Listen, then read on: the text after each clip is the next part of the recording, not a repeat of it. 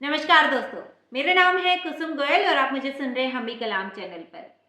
बहुत सारे जो हमारे केवीएस एस्पिरेंट्स हैं वो अभी कंफ्यूज हो रखे हैं कि हम आगे प्रिपेयर करें या ना करें। क्या हम कट ऑफ रिजल्ट आने का वेट करें या फिर इंटरव्यू की प्रिपरेशन हमारी जो है वो कंटिन्यू रखें। तो देखिए, आप पहले सेल्फ इवेल्युएशन करने की कोशिश करें। आप बहुत सारे कैंडिडेट्स क्या करते हैं कि कमेंट्स में पूछते रहते हैं कि मैम मेरे इतने मार्क्स है, मेरा इतना स्कोर है, क्या मेरा हो पाएगा, मैं आगे प्रिपेयर करूं या नहीं करूं। तो देखिए, मैं जस्ट आपको मैंने क्या किया था, मैंने क्या सोच के क्या तैयारी की थी या नहीं की थी, मैं अपना बताऊंगी। अब इसके आगे आपका डिसीजन होगा कि आपको क्या करना चाहिए, क्योंकि इस तरह के जो डिसीजंस हैं वो हमारी लाइफ चेंजिंग डिसीजंस होते हैं।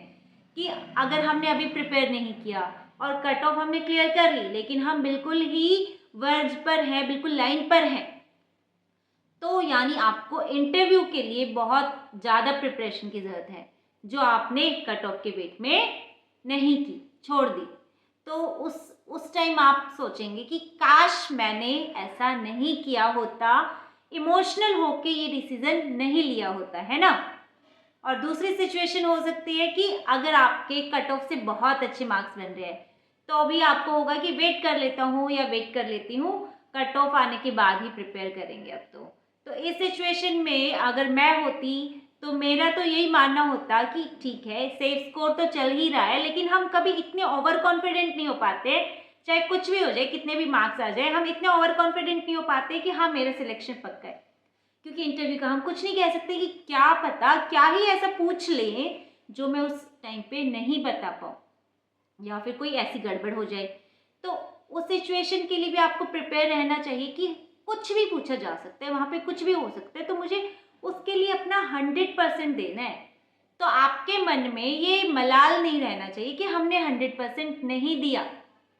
और जिन्हें डाउट लग रहा है कि सब कट ऑफ तो इतनी हाई हाई बता रहे हैं, कोई कह रहा है 150 जाएगी, कोई 135 कह रहा है, कोई 130 कह रहा है, तो फिर और मेरे मार्क्स इससे कम बन रहे हैं, मेरे 118 हैं, 120 हैं, 125 हैं, और ऐसा सोच के आप प्रिपेयर ना करें।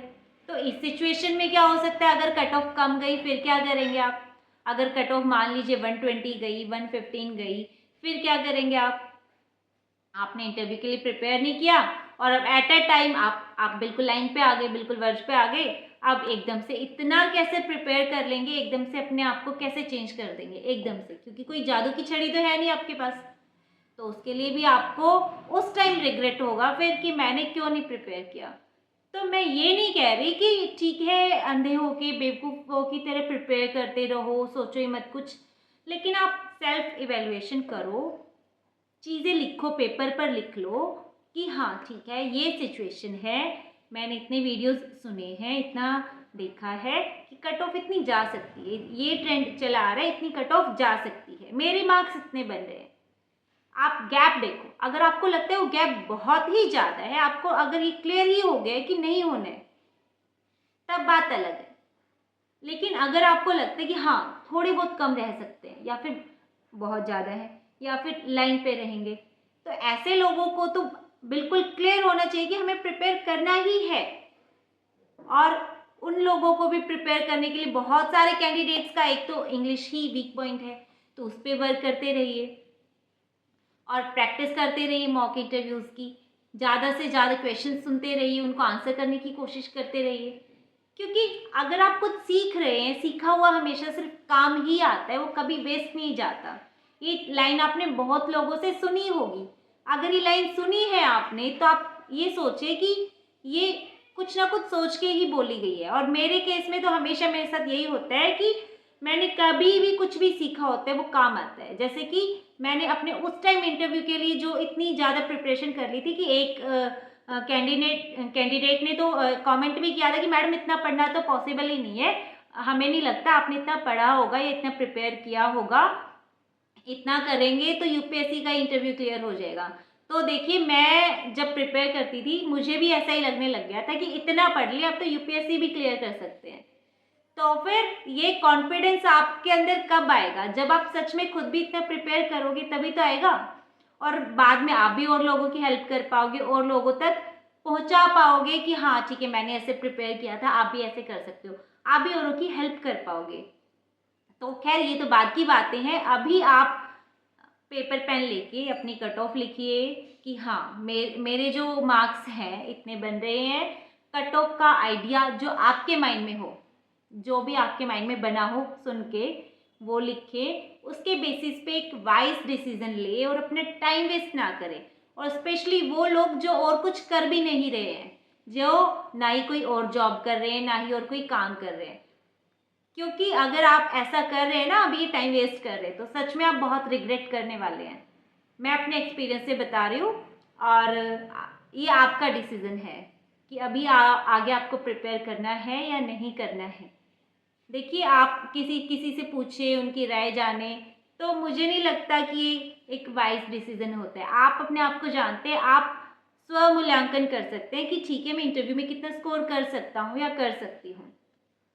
अगर आपको ऐसा लगता है कि हाँ बिना प्रिपेयर किए भी मैं इंटरव्यू अच्छा दे दूंगा या दे दूंगी, तो बहुत अच्छा है, फिर तो इतना टेंशन लेने की ज़रूरत है ही नहीं। लेकिन फिर भी अगर आपको लग रहा है कि ठीक है मेरा एग्ज़ाम तो क्लियर हो जाएगा, लेकिन प्रिपरेशन चाहिए, मुझे इंटरव्यू में इतना कॉन्फिडेंस नहीं आ पाता है, आंसर्स करते टाइम मैं इतना कॉन्फिडेंटली आंसर नहीं कर पाती हूँ या नहीं कर पाता हूँ, तो उसके लिए मुझे प्रैक्टिस चाहिए। तो फिर आप उसकी प्रैक्टिस कीजिए ना, एटलीस्ट प्रैक्टिस कर लीजिए बोलने की, मिरर प्रैक्टिस, या फिर किसी को भी पकड़ के प्रैक्टिस कर लो, इंग्लिश की प्रैक्टिस करते रहो।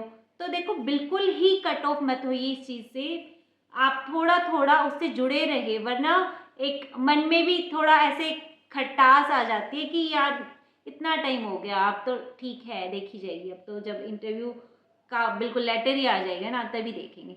तो फिर ये जो आपका रवैया है ये बहुत नेगेटिव आपको रास्ते पे ले जा सकता है, इससे बचे। मैंने अभी तक इतना कंटेंट शेयर किया है, तो फिर मुझे थोड़ा, और आपके इतने कमेंट्स मैंने पढ़े हैं, आपकी बातें सुनी हैं, पढ़ी हैं, तो उसके बाद मुझे हुआ कि मुझे थोड़ा गाइड करना चाहिए, जो थोड़ा मुझे गलत रास्ते पे जाते हुए नज़र आ रहे हैं कैंडिडेट्स, उन्हें। बाकी आपकी मर्ज़ी है जो आपको करना है, मैं बस ये बातें शेयर करना चाहती थी।